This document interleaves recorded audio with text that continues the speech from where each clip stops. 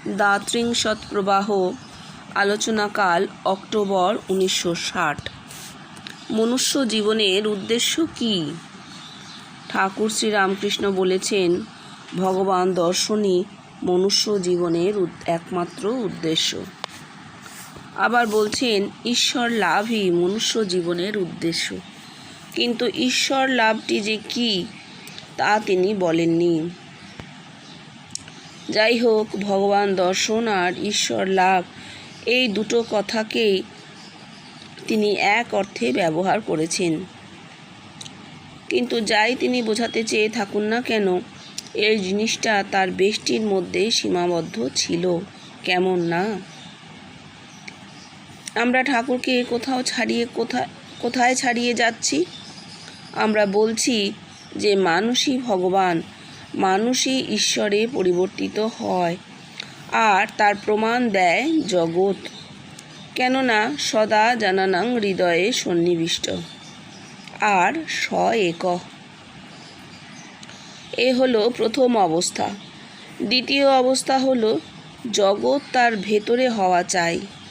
এই আমি বলছি না যে আমি তোদের ভেতরে দেখছি, অর্থাৎ আমি দেখছি যে জগৎ আমার ভেতরে, কিন্তু এতেও হলো না। তৃতীয় অবস্থা হলো যে আমার আত্মিক চৈতন্যে যা উদয় হবে তা জগতের লোকের মধ্যে বর্তাবে, তবেই জীবনের উদ্দেশ্য পূর্ণ হবে, মনুষ্য জীবনের উদ্দেশ্য সার্থক হবে। এ কথা লিখে রাখিস রে, লিখে রাখিস।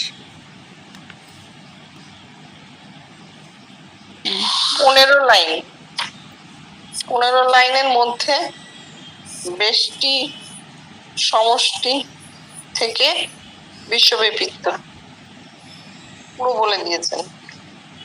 ঠাকুর যখন বলছেন ভগবান দর্শনই মনুষ্য জীবনের একমাত্র উদ্দেশ্য বা ঈশ্বর লাভই মনুষ্য জীবনের উদ্দেশ্য, তখন আমরা সাধারণ মানুষ না ভগবানকে জানি না ঈশ্বরকে জানি। এগুলো একটা আইডিয়া। ভগবান বলতে আমাদের কাছে একটা আইডিয়াকে কেউ রূপ দিচ্ছে, কেউ মূর্তি তৈরি করছে 4 হাত 10 হাত, কেউ মূর্তি তৈরি করছে না, একটা বিমূর্ত অবস্থায় ছেড়ে দিচ্ছে। ভগবান ও বাবা সে বিরাট হাঁ করে, কিন্তু আমরা ভগবান কি জানি না, ঈশ্বর কি তাও জানি। কিন্তু হ্যাঁ, ঠাকুরকে জানি। ঠাকুর একটা মানুষ এবং তার এই অবস্থাগুলো হয়েছিল। তিনি ভগবান দর্শনও করেছিলেন, ঈশ্বর লাভও করেছিলেন। এবার তার কথাটা আমি গ্রহণ করবো কেন? আমার তো গ্রহণ করার কোনো যুক্তি নেই। হতেই পারে তিনি খুব সৎ মানুষ, ভালো মানুষ, তিনি মিথ্যে বলতেন না, তিনি সত্যি ঈশ্বর দর্শন করেছেন, ভগবান দর্শন করেছেন, সবই ঠিক আছে। কিন্তু আমি গ্রহণ করবো কেন? কারণ আমি তো দেখিনি। আমি না ভগবানকে দেখেছি না ঈশ্বরকে দেখেছি। এই দুটো লোক, তাদের আমি যে দেখিনি, লোকই বলবো, কারণ লোকের কথাই বলা হচ্ছে, তাহলে আমি কেন নেব? এই জন্য নেব যে ঠাকুরকে আমি ভেতরে দেখেছি, ঠাকুরের রূপটা দেখা হয়েছে। এই যে ভেতরে অনুভূতি হওয়া, যে অবস্থায় আমাদের ইন্দ্রিয়গুলো কোনো কাজ করছে না, আমাদের সচেতন মন কোনো কাজ করছে না, সেই সময় যে দর্শনটা হচ্ছে তার একটা এফেক্ট থাকে। এই এফেক্টটা যাকে আমরা দেখছি তার কথাকে গ্রহণ করতে বাধ্য করে। তাই আমরা ঠাকুরের এই কথাগুলোকে গ্রহণ করেছি। কিন্তু তার সঙ্গে এটাও জেনেছি, এ শুধু ঠাকুরের হয়েছিল, বেশটি সীমাবদ্ধ শুধু ঠাকুরের, আর কোথাও নেই। তাহলে এটাকে কিন্তু ধর্ম বলা যাবে না। যদি কোনো একটি মানুষের বিচ্ছিন্ন অনুভূতি, তিনি আমাদের প্রিয়, তাকে আমরা খুব ভালোবাসি, তার কথা গ্রহণ করছি, সব ঠিক, কিন্তু এই একটি মানুষের অনুভূতিকে ধর্ম বলা যায়। ধর্ম হচ্ছে সর্বজনীন, যা সবার ক্ষেত্রে এক, তাকেই ধর্ম বলা হয়। এই কারণেই আমরা প্রাতিষ্ঠানিক ধর্মকে ধর্ম বলি না।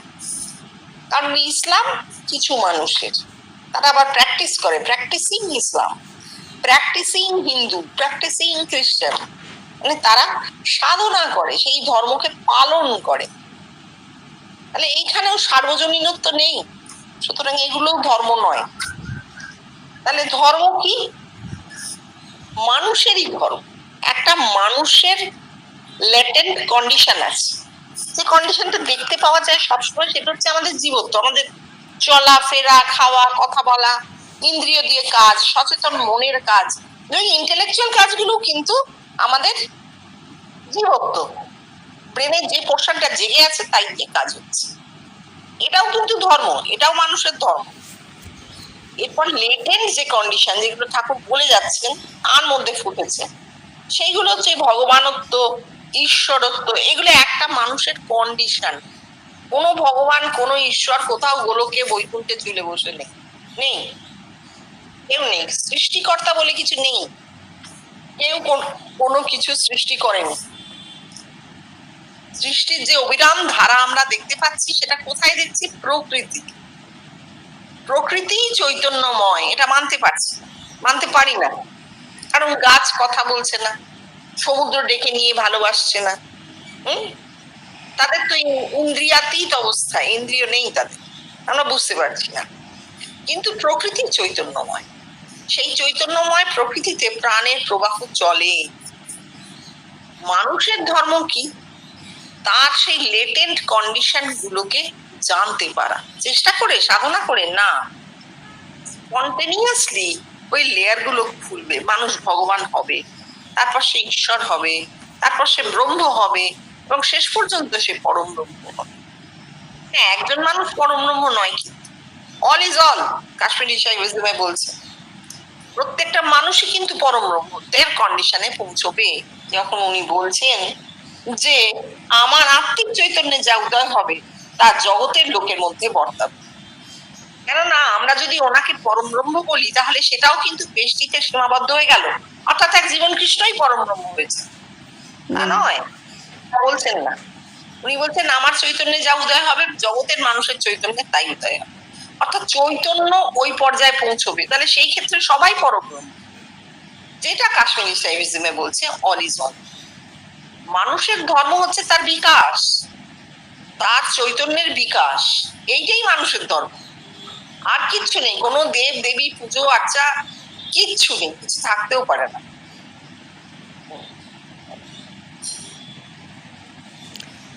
জগতের কল্যাণ করে কে? ঠাকুর বলছেন ঈশ্বরই জগতের কল্যাণ করেন। কিন্তু সেই ঈশ্বর কে? আমরা বলছি কি মানুষই ঈশ্বর। সে জগতের কল্যাণ করে কি করে? এখানে যেমন করে হয়েছে, তা না হলে অন্ন দান করে কি বিদ্যা দান করে তথাকথিত জ্ঞান ভক্তি দান করে কেউ জগতের কল্যাণ করতে পারে না। জগৎ কতটুকু গা? এইটা ঠাকুরের কথা ছিল, জগৎ কতটুকু গা? উপকার করব, কুকুর কাটাবো, দাতব্য চিকিৎসালয় করব। এবার এই কাজগুলো কি তাহলে খারাপ? না, খারাপ নয়, এটাকে সামাজিক কল্যাণ বলে মানতে হবে। যদি কেউ মনে করেন এগুলো খুব পুণ্যের কাজ, এই করে আমার পুণ্য সঞ্চয় হবে, তাহলে তিনি একটা বিরাট ভুল করছেন, কারণ পাপ পুণ্য বলে কিছু হয় না। আর সেই পুণ্য আমাকে কোথায় কোন স্বর্গে নিয়ে যাবে সে কেউ জানে না। সুতরাং এই আর্থিক দিক থেকে এগুলো কাটা পড়ে যাবে। হ্যাঁ, একটু সামাজিক কল্যাণমূলক কাজ অবশ্যই, সমাজে যারা ভালো মানুষ তারা এই ধরনের কাজ করে থাকেন, অবশ্যই একটা ছোট গণ্ডির মধ্যে, সারা জগৎকে তো করতে পারবেন না। আর যত জগৎ যতটুকু, ধরা যাক একজন মানুষ যেখানে আছেন তার চারপাশে 4-5 কিলোমিটার রেডিয়াসের মধ্যে তিনি এই ধরনের ছোট ছোট কাজ করে থাকেন, সমাজ কল্যাণমূলক। কেন করেন? নিজে আনন্দ পেতে, নিজেকে যত ছড়িয়ে দেওয়া যায়, যেটা জীবনকৃষ্ণ বলছেন যে আমি শুধু আমি নই, এই জগৎ আমি। ঠিক একটা মানুষ যখন সমাজ কল্যাণমূলক কাজ করে, সে তখন এই জন্য করে যে এই কাজটার মধ্যে দিয়ে সে আনন্দ পায়, সে নিজেকে ছাপিয়ে যায়। এগুলো সমাজ কল্যাণমূলক কাজ, এর সঙ্গে আর্থিকের কোনো যোগাযোগ নেই।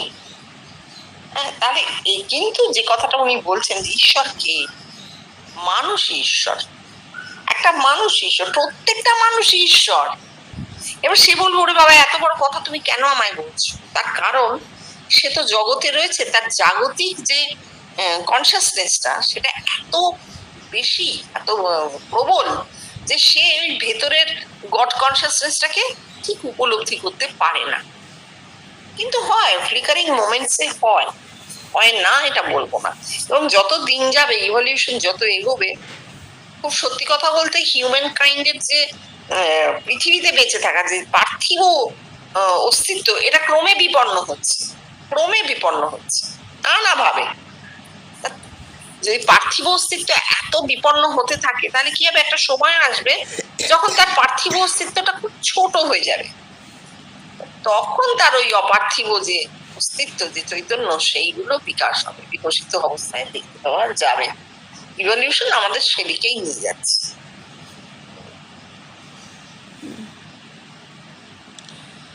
অধর সেন যখন ঠাকুরকে জিজ্ঞাসা করছে বলিদান করা কি ভালো, ওতে তো জীব হিংসা হয়, ঠাকুর তখন উত্তর দিচ্ছেন, বিশেষ বিশেষ অবস্থায় শাস্ত্রে আছে বলি দেওয়া যেতে পারে, বিধিবাদীয় বলিতে দোষ নাই, যেমন অষ্টমীতে একটি পাঁঠা। আমায় জিজ্ঞাসা করলে আমি কি বলতুম জানিস? বলতুম পাঁঠা খেতে ইচ্ছে হয়েছে তা খাও না।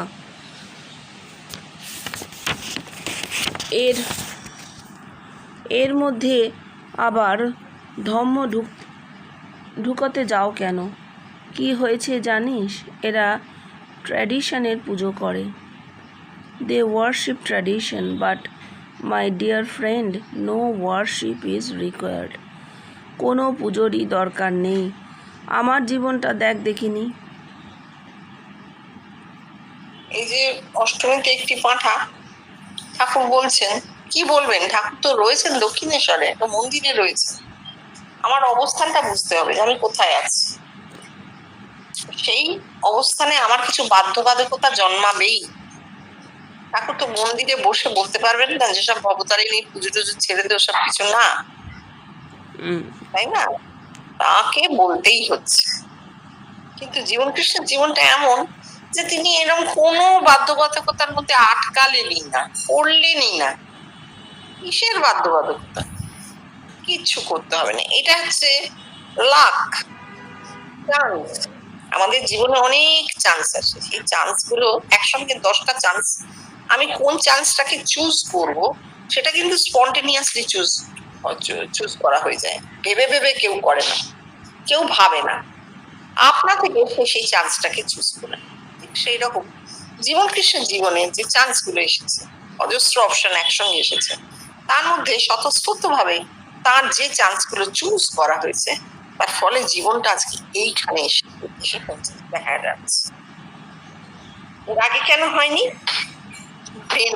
ব্রেন পাওয়ারটা খুব ডেভেলপ করা চাই, তা না হলে ওই চান্সটাকে চুজ করায় ভুল হয়ে যায়, একটু কম চান্সটাকে নিয়ে নেওয়া হয়, একদম পারফেক্ট অপটিমাম চান্সটাকে নেওয়া হয় না। জীবন কৃষ্ণের ক্ষেত্রে সেটা হয়নি, তার কারণ তার ব্রেন পাওয়ারটা ভীষণ ভাবে অ্যাক্টিভ ছিল। কেন ছিল জানো তো? রেশনাল ব্রেনে কোনো আবেগ টাবেগ নেই। আবেগ সবসময় তোমাকে যুক্তি থেকে সরিয়ে দেবে, তুমি যুক্তি দাঁড় করাতে পারবে না। কিন্তু এটা তো বিজ্ঞান, এখানে যুক্তি ছাড়া আবেগ দিয়ে কোনো কাজ হবে না। এই জন্য উনি এই আবেগ কি বলছেন, ধর্ম, তোমার পাঁঠা খেতে ইচ্ছে হচ্ছে খাও, তাকে ধর্মের নামে করছো কেন করছো বলো তো? ধর্মের নামে একটা পশুকে মারলে তার কষ্ট হয় তো, তাহলে সেই কষ্টটা আমি যখন একটা খাচ্ছি মাছ বা মাংস, আমি কাউকে কষ্ট দিয়ে তার প্রাণটা নিয়ে তারপর খাচ্ছি, খুব সূক্ষ্মভাবে একটা অপরাধ বোধ আমাদের মধ্যে কাজ করে। অন্তত করতো আগে, এখন আমরা জানি এটা খাদ্য চেন, এরকম ভাবেই চলে জীবন, সুতরাং আমরা ভাবি না। একটা সময় মানুষ ভাবতো, তখন যারা কি করতো, ওই পশুটাকে আগে ভগবানের নামে উৎসর্গ করে দিত। সব ধর্মে আছে বলি, আগে উৎসর্গ করে দিত, এইবার কেটে খাও। ভগবান তো খেতে এলেন না, তার নামে উৎসর্গ করে দিলে কি হলো, আমার পাপটা কেটে গেল, আমার দোষ খালন হয়ে গেল। ভীষণ সাইকোলজিক্যাল ট্রিটমেন্ট আছে এগুলোর মধ্যে। এবার এই সাইকোলজি গুলো থাকতে থাকতে থাকতে থাকতে কি হয়েছে, কালেকটিভ কনসিয়াসনেস তৈরি হয়ে গেছে না, কালেকটিভ সাইকোলজির জায়গায় চলে গেছে। সমস্ত জগতের সংস্কার আমাদের মাথায়। যেমন কৃষ্ণ বলছেন, এটা হচ্ছে সেই জগতের সংস্কার বলি। আসলে এগুলো কোনো দরকার নেই। এগুলো থেকে যত সরে যেতে পারা যাবে তত ব্রেন ভালো কাজ করবে। ঠাকুর বলেছেন আমাকে সব ধর্ম একবার করে নিতে হয়েছিল। হিন্দু, মুসলমান, খ্রিস্টান, আবার শাক্ত, বৈষ্ণব, বেদান্ত এসব পথ দিয়েও আসতে হয়েছে। ঠাকুর সব মতের সাধন করেছেন, আর সব মতের লোক, হিন্দু, মুসলমান, বৌদ্ধ, খ্রিস্টান, পার্সি সব ধর্মের লোক আমায় দেখেছে। এই দুটোতে তফাৎ কোথায় বলতে পারিস? একটা হলো স্টার্ট, সূচনা, আর একটা হলো ফিনিশ, পরিসমাপ্তি। ঠাকুরের বেলায় হলো স্টার্ট, আর এখানে হলো তার ফিনিশ। ঠাকুরের সাধন হলো তার বেষ্টিতে, আর এখানে ফিনিশ কি হলো? আমি সব হয়েছি। আমি হিন্দু, আমি মুসলমান, আমি খ্রিস্টান, আমি পার্সি, আমি সব। হ্যাঁ, এবারে লোকে বলতে পারে যে বাবা ওনার কি এইভাবে বলাটা ঠিক? আমি হিন্দু, আমি মুসলমান, আমি খ্রিস্টান, আমি পার্সি, আমি সব, এই যে বলছেন, আসলে এই আমিটা হচ্ছে ব্রহ্ম। হিন্দুও ব্রহ্ম, মুসলমানও ব্রহ্ম, খ্রিস্টানও ব্রহ্ম, পার্সিও ব্রহ্ম, সবই ব্রহ্ম। এইটা হচ্ছে কথা। এই আমিটা হচ্ছে ব্রহ্ম। আমি সুপার, সবই তাই। তাহলে এই ব্রহ্ম হিন্দু, ব্রহ্ম মুসলমান, ব্রহ্ম খ্রিস্টান, ব্রহ্ম পার্সি, ব্রহ্ম সব, এর মধ্যে কমন ফ্যাক্টর কোনটা? ব্রহ্ম। বাকিগুলো শুধু দেহ পরিচয়, নাম পরিচয়, তাই না? বাকিগুলো শুধু জাতি পরিচয়। হিন্দু, মুসলমান, খ্রিস্টান, পার্সি সব কিছু না, ওই আমিটাই সত্য। এই সব কিছুর মধ্যে আমি, কমন ফ্যাক্টর কোনটা? আমি। আমি মানে ব্রহ্ম। সবাই নিজেকে আমি বলে, সবাই নিজের পরিচয় দেয় আমি। আমি তোমার বাড়ি গিয়ে রিং করলাম, তুমি জিজ্ঞেস করলে কে, আমি কি বলবো? অনিন্দিতা মণ্ডল না? আমি উত্তরটা কি দেবো? আমি, টুকুন আমি, তাই তো বলবো। প্রত্যেককে কিন্তু রিয়াকশনে এটাই বলে আমি। এবার কেউ যদি চিনতে না পারে আপনি কে, তখন মানুষটার একটু সংজ্ঞা ফেলে সে নিজের পরিচয়টা দেয়। এইটাই হচ্ছে ফিনিশ, পরিসমাপ্তি। কিসের পরিসমাপ্তি? ঠাকুর ধর্ম একবার করে নিতে হয় বলেছেন, সাধন করেছিলেন। বিভিন্ন ধর্মের পদ্ধতি অনুসারে তিনি সাধন করেছিলেন। করে কি হয়েছিল? কি দেখেছিলেন ঠাকুর? এসব করে কিছু হয় না। হাজার চেষ্টা করো বিজয়, তুমি হাজার চেষ্টা করো, তার কৃপা ব্যতীত কিছু হবার নাই। কৃপা মানে স্পন্টেনিটি। আপনা থেকে হলে হবে তোমার, নাহলে এসব করে জটা রেখে রুদ্রাক্ষ করে আশ্রম বানিয়ে কিচ্ছু হবে না। স্পষ্ট বলছেন। কেন বলছেন? কারণ তিনি সব মতের সাধন করে দেখে নিয়েছেন। ওই মত, ডগমা, ওতে সত্যকে পাওয়া হয় না। সত্য হলো মানুষ।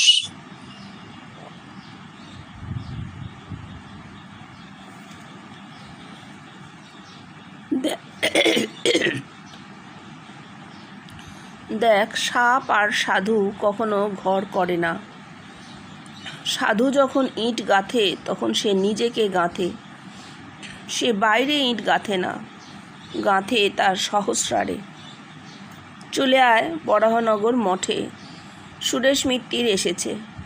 বলছে, ভাই ঠাকুর বারবার স্বপ্ন দিচ্ছেন, একটা কিছু কর। সেখানে তখন 11 জন ছিল। 11 জনই উঠে দাঁড়িয়ে হাত তুলে বলছে, সাপ আর সাধু ঘর করে না, সাপ আর সাধু ঘর করে না। সিন চেঞ্জ কর। বেলুর মঠ, তখনও নতুন মঠ হয়নি, বাড়িঘর সব তৈরি হচ্ছে। স্বামীজি তো লে আও রুপয়া করছেন। স্বামীজি শুনলেন পোস্ট অফিসে বাবুরাম মহারাজের 500 টাকা জমানো আছে, তাই তাই শুনে আর যায় কোথায়, ডাক বাবুরামদাকে। বাবুরামদা তো ভয়ে ভয়ে সেই 500 টাকা পোস্ট অফিস থেকে তুলে নিয়ে দিলেন। আবার সিন চেঞ্জ কর। বেলুর মঠে তখন ভয়ানক মশারি ছাড়া শোবার কোনো উপায় নেই। আগে আগে যেখানে গান টান হতো সেখানে একজন পেরেক ঠুকছে মশারি খাটাবে বলে। স্বামীজি বসেছিলেন নিচের বড় বেঞ্চিটায়। ঠক ঠক আওয়াজ কানে এলো।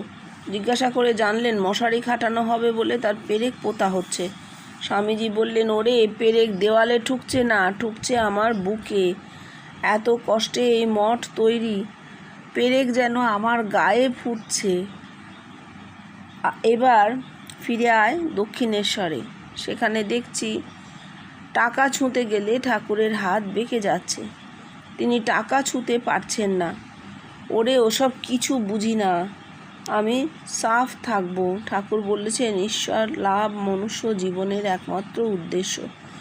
আমি মঠ বুঝি না, মিশন বুঝি না, কামিনী বুঝি না, কাঞ্চন বুঝি না, আমি বুঝি ঈশ্বর লাভ। তাই দেখ কেমন টুকটুক করে তোদের মধ্যে ফুটে উঠলুম। এই যে মতটি হলো, ঠাকুর কি জানতে পারেননি যে জিনিসটা ঘটবে? পেরেছিলেন। তার জন্য মুখে তিনি অনেকবার বলে গেছেন, সাপ আর সাধু ঘর করে না। ও সাইনবোর্ড মারা সাধু, গুরুগিরি বেশ্যাগিরি, অনেক বলে গেছেন। মানুষের উপকার যারা করে তারা অন্য থাকের লোক। কিন্তু আমরা এখন কি দেখতে পাচ্ছি? এই বিরাট মঠ মিশন, পৃথিবীর প্রত্যেকটি প্রান্তে রামকৃষ্ণ মিশন আছে। এরা কি করছেন? সেবা করছেন। এদের কাছে সেবা ধর্ম, পরিষ্কার বলেন সেবা ধর্ম। তার মধ্যে বিচ্ছিন্ন কিছু মানুষ আছেন, তারা ওই একা একা কোথাও গিয়ে বসে থাকেন, সাধনা সাধনা করার চেষ্টা করেন, ধ্যান করেন, তপস্যা করেন, ঠাকুরকে স্মরণ করেন। ঠিক আছে, মন্দির ভালো, কিন্তু রামকৃষ্ণ মিশনের যে চিত্রটা আমরা দেখতে পাই সেটা হচ্ছে সেবা, সেবা ধর্ম। সেবা কে করে? যে ভাবে যে আমি বড়, আর আমার সামনে যারা রয়েছে তাদের সেবা আমাকে করতে হবে। তারা হীন, তারা দরিদ্র, তারা হীন, তারা আর্ত। আমি বড়, আমি এদের জন্য কিছু কাজ করব। তাহলে অহংকার থেকে জন্মায় সেবা। কেন বলছেন উনি, এটা ভাবতে হবে। তা বলে কি মানুষ করবে না সেবা? করবে তো। আপনি বলছেন না, সামনে যদি কোনো সাধু এসে পড়ে তাকে টাকা দিই, স্পন্টেনিটি, রিফ্লেক্সে সেবা হয়ে যাবে। তোমাকে এত ভাবতে হবে না।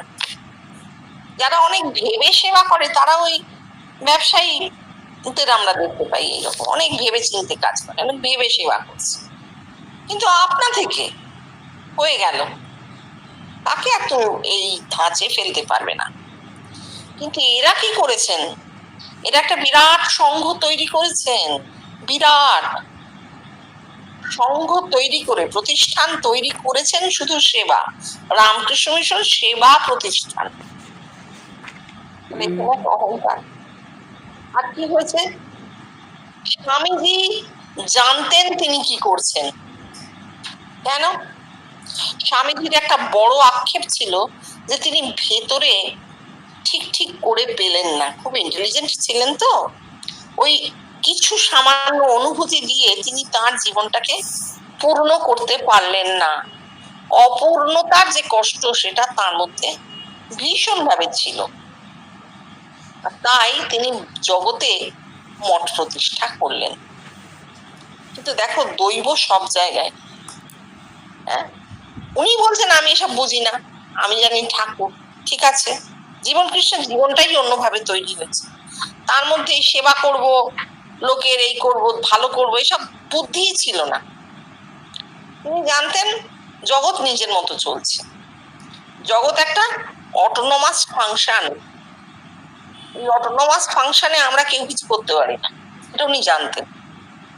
সূর্য উঠছে, সূর্য অস্ত যাচ্ছে, তুমি আমি গিয়ে সূর্যকে আঁকশি দিয়ে তুলেও দিই না, আবার নামিয়েও আনি না।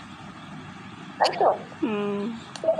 উনি জানতেন এটা একটা অটোনমাস ফাংশন, সবটাই প্রকৃতি, সবটাই বিগার নেচারের খেলা, কোনো সেবা টেবা মাথায় নেই। কিন্তু এবার দেখো, যে প্রতিষ্ঠান তাঁরা তৈরি করলেন, যেহেতু ঠাকুরের মতন একটা মানুষের নামে প্রতিষ্ঠানটা তৈরি হয়েছিল, সেখানে সেই প্রতিষ্ঠানটাকে অন্তত প্রাথমিক পর্যায়ে প্রায় 30 বছর কন্ট্রোল করে এলেন কিন্তু শ্রী শ্রী মা। এইটা একটা খুব বড় জিনিস।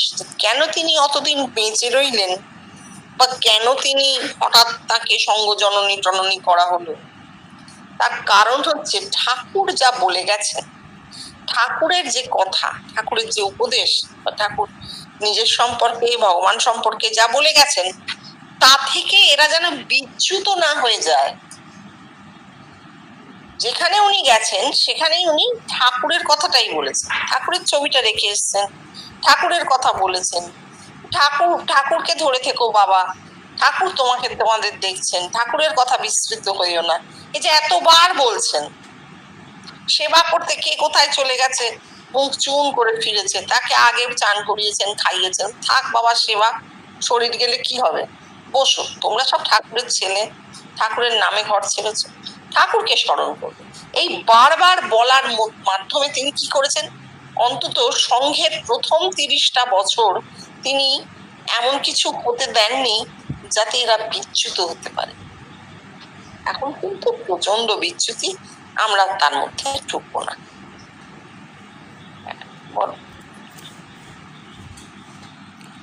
একথা ধ্রুব সত্য বলে জেনে রাখ, জনক বলে কশ্চিনকালে কেউ কখনো ছিল না।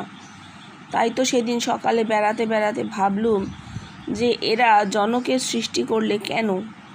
তখন নিজেই বুঝতে পারলুম যে এরা সুখের সৃষ্টি করে বুঝতে পেরেছিল যে সুখের জীবন কেউ ফলো করতে পারবে না। তখন ওই এদিক ওদিক দুদিক রেখে জনকের সৃষ্টি হলো। ওই যে রে ঠাকুর বলেছেন, জনক এদিক ওদিক দুদিক রেখে খেয়েছিল দুধের বাটি। হ্যাঁ, বলেই দিয়েছেন যে জনক বলে কেউ ছিল না। জনক মানে তো পিতা, যিনি জন্ম দেন। আমাদের প্রত্যেকেরই দেহের জনক তো আছে, কিন্তু প্রাণের জনককে আমরা জানি না। কারণ যে প্রাণ আমার পিতার মধ্যে ছিল, সেই প্রাণই আমার দেহে, সেই প্রাণই আমার ছেলে মেয়ের দেহে, সেই প্রাণই আমার পিতামহ প্রপিতামহের দেহে। প্রাণের জনককে আমরা জানি না।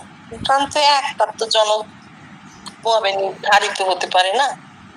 আমরা দেহের জনককে জানি, দেহটা কোথা থেকে সৃষ্টি হলো সেইটা জানি।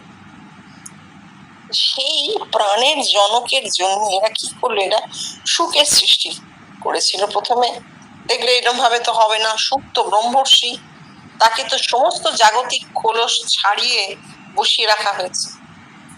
হ্যাঁ, 12 মাস, এই 12 দিন 4 মাস, ভুল বলছি, 12 মাস মাতৃগর্ভে ছিল।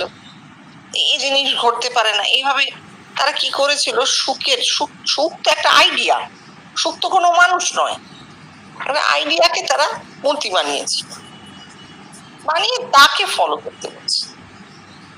দেখা গেল মোটেই সেটা একটা সম্ভবপর কথা নয়। মানুষের দেহ আছে, ইন্দ্রিয় আছে, সবই আছে। তখন তারা ওই জনক নামের আর একটা আইডিয়া তৈরি করল।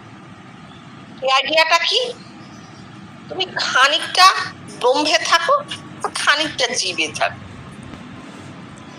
এই তো মানুষ নিজের অপূর্ণতা দিয়ে যে আইডিয়া তৈরি করে, তা কখনো সমস্ত যুগে উপযোগী হতে পারে না।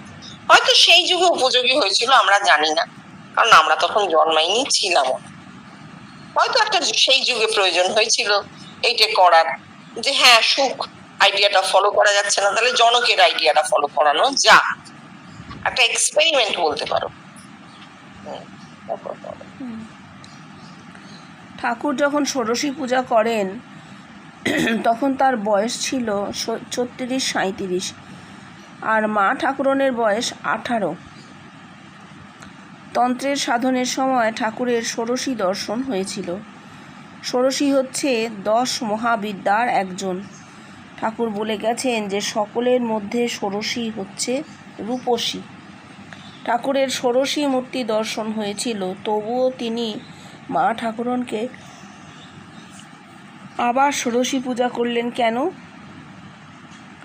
আর তখন মা ঠাকুরন তো ষোড়শী নন, তখন তার বয়স 18। মা ঠাকুরন তখন অষ্টাদশী। এইসব প্রশ্ন মানুষের মনে কখনো ওঠে না। মানুষ এসব জিনিস বিচার করে দেখতে চায় না। হ্যাঁ, ঠাকুরের যখন ষোড়শী দর্শন হয়েছে তন্ত্রের সাধনের সময়, ঠাকুর তো সাংঘাতিক সাধন করেছিলেন। আপনার থেকেই হয়েছিল তার সাধন, কারণ নিজে করেও এরকম সাধন হয় না। 64টা তন্ত্রের সাধন একটা মানুষ এক জীবনে করে উঠতে পারে না। সেটা ঠাকুরের হয়েছিল মানে আপনার থেকেই হয়েছিল। এবং সেই সাধনের সময় তার ষোড়শী দর্শন হয়েছিল। তিনি বলছেন সবচেয়ে রূপসী ষোড়শী। সত্যি তো। তারপরে আবার মা ঠাকুরনকে পুজো করলেন কেন? কেন? একটা সাইকোলজি। তিনি বিবাহিত, তিনি স্ত্রী গ্রহণ করেছেন। জগতের মানুষ জানে যে ঠাকুর শ্রী রামকৃষ্ণ দেবের একটি পত্নী আছে। জগতে তাকে অন্যভাবে দেখানোর জন্য তিনি ওই ষোড়শী পূজাটি করেছিলেন। অর্থাৎ একে আমি ভগবতী বলে গ্রহণ করেছি, পত্নী বলে নয়। ঠিক আছে? এবং হ্যাঁ, ঠাকুর আর মা ঠাকুরের মধ্যে যে সম্পর্ক, সেখানে জাগতিক সম্পর্কের তো ছিটে ফোটাও ছিল না। সেটা ঠাকুর বলে সম্ভব। কিন্তু তিনি যে এটা করলেন, যখনই আমরা কিছু করি সেটা জগতে, বিশেষ করে বড় মানুষ যারা, তারা যখন কিছু করেন তখন জগতে একটা দৃষ্টান্ত স্থাপন হয়। তখন কি হয়? সব মানুষই ওইটা করতে চেষ্টা করে। মহিমাচরণ আমরা জানি না, বা কেদার, এরা হঠাৎ নিজের স্ত্রীকে পুজো করে ফেলেছিলেন কিনা আমরা জানি না, সে খবর জানি না। সেটা বিরাট ভুল, একটা মিথ্যে আয়োজন। ঠাকুর ওই সাইকোলজি থেকে করেছে যে আমি বিবাহ করেছি বটে, কিন্তু আমি একে ভগবতী বলে গ্রহণ করেছি। দৃষ্টান্ত এভাবে স্থাপন না করলেও চলতো, কারণ এর একটা ভুল ব্যাখ্যা হয়, মানুষ ভুল পথ অনুসরণ করে।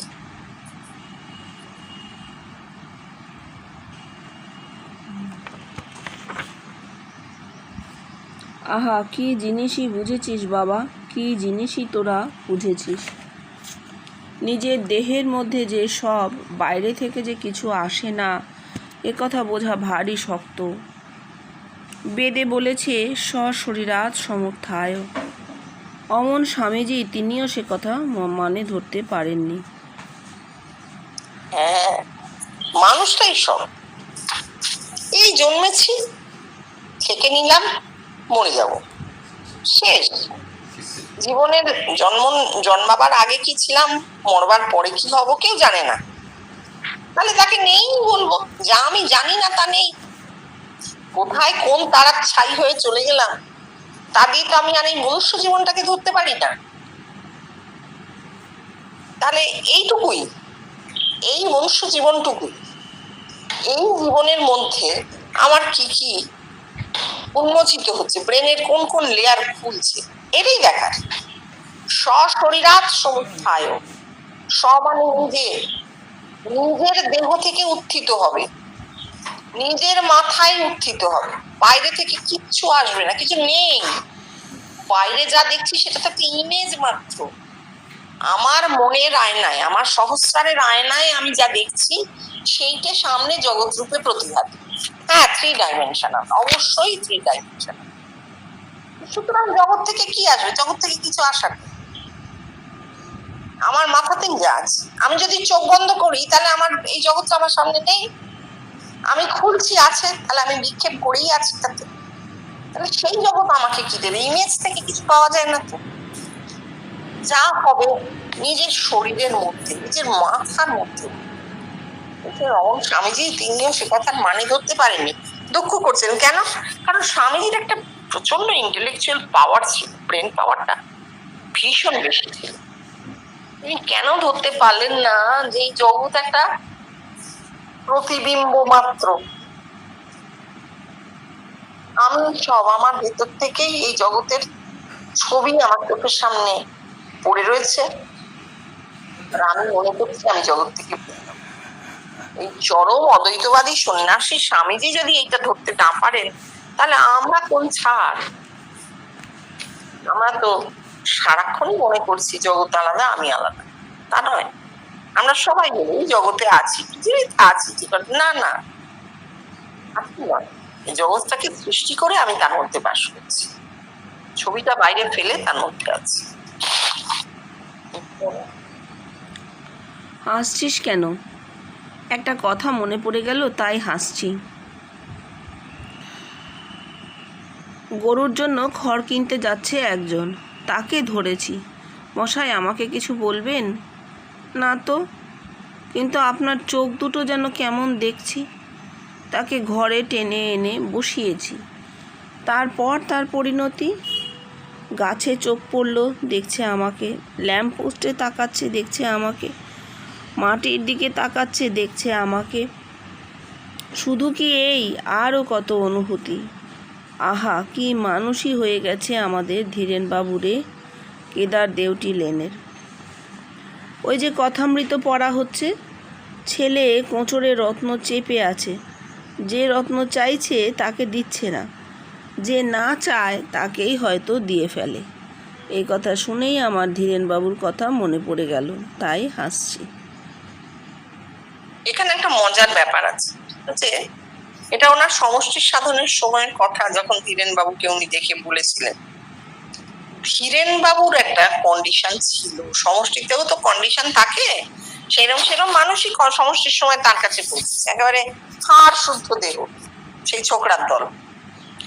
ধীরেন বাবুর একটা কন্ডিশন ছিল, সেটা হচ্ছে ধীরেন বাবুর অহংকার বলে কিছু ছিল না, অহংকার বড় ক্ষুদ্র ছিল, খুব ক্ষুদ্র ছিল, মানে আমি তো সামান্য মানুষ, এই একটা তার মধ্যে ছিল। এবং তিনি ওই একা একা নিজের ঘরে বসে ট্যান ট্যান করতেন, কেউ জানতে পারতো না, কেউ জানতো না যে ধীরেন বাবু মানুষটা কেমন। আর ওর তো দৃষ্টি খোলা, উনি দেখে বুঝেছেন, এটাকে বলে স্পার্ক, একটা যোগাযোগ। বারান্দায় আর সেই সময় ধীরেন বাবু যাচ্ছে, কয়েকদিন ধরে দেখছেন, চোখ দুটো যেন কেমন। গরুর জন্য খড় কিনতে যাচ্ছে, তাকে দেখে ঘরে বসিয়েছেন। কেন? এক্সপেরিমেন্ট না, এটা স্পার্ক, এটা যোগাযোগ। তিনি দেখেই বুঝেছেন যে এই মানুষটার অনুভূতি হতে পারে, অনুভূতি হবে, তৈরি, আধারটা তৈরি। তারপর অনেক অনুভূতি। বলছেন ছেলে কোঁচড়ে রত্ন চেপে আছে, ছেলেকে যার ছোট হয়ে গেছে, ভগবান আত্মা, তার কোঁচড়ে কি রত্ন আছে? ভগবানত্ব আছে, ঈশ্বরত্ব আছে। যে চাইছে মানে যে সাধনা করছে তাকে সে দেবে না, কারণ যে সাধনা করছে সে তার অহংকার দিয়ে সাধনা করে। যে চায় না, অর্থাৎ যে সাধনা করতে জানে না, তার কাছে বিরক্ত আসবে, করবে। যদি ভগবান কোনো দিন বোঝান, তবে বুঝতে পারবি যে এই শালা নিজের দিকে দেখাইয়া কি হাল লাঙলি টেনে গেছে। হ্যাঁ, মানে অবিচ্ছিন্ন ভাবে এতগুলো বছর ধরে তিনি যে এসেছে ঘরে, তার সঙ্গে এসব কথা বলেছেন। আচ্ছা ঠিক আছে, কথা অমৃত পাঠ কর, আবার বলছেন পাঠটা আলুনি হয়ে গেছে, আর ভালো লাগে না বৃষ্টি সমস্ত কথা শুনতে। কিন্তু কোনোদিনও মানুষকে ফিরিয়ে দেননি, কোনো মানুষ তার ঘরে এসে ফিরে গেছে এমন হয়নি। ছেলে ছোকরার দল অনেক সময় বলেছে যে উনি তো বিশ্রাম নিচ্ছেন, উনি খেয়ে উঠে একটু বিশ্রাম নেবেন, তখনও আপনারা যদি এসে পড়েন। উনি বকেছেন, বলেছেন না এসব করিস না, তাহলে তোদেরই ঢুকতে দেবো না। কেন? তার কারণ হচ্ছে তার জীবনের পরম সত্যটি ছিল মানুষ, কিচ্ছু নেই, কোথাও কোনো ভগবান, ঈশ্বর, ব্রহ্ম, আত্মা কিচ্ছু নেই, মানুষই সব। তাই মানুষকে তিনি পরম সম্মান দিয়ে এসেছেন, কারণ তিনি জানতেন এই যা দেখছি সবই তো আমি। ওই যে মানুষগুলো আসছেন, ওটাও চৈতন্যের বহু রূপ মাত্র। কোনোদিনও আমরা তাকে, কোনো মানুষকে অসম্মান করতে দেখিনি। ঘরে আসতে চাইছেন না বলছেন, এমন হয়নি। তুমি বলতে পারো মেয়েদের ক্ষেত্রে, মেয়েদের ক্ষেত্রে এই বাধ্যবাধকতাটা ছিল তার নিজের জন্য নয়, তার ঘরে যারা আসছেন তাদের জন্য, তাদের বিচ্যুতি করতে।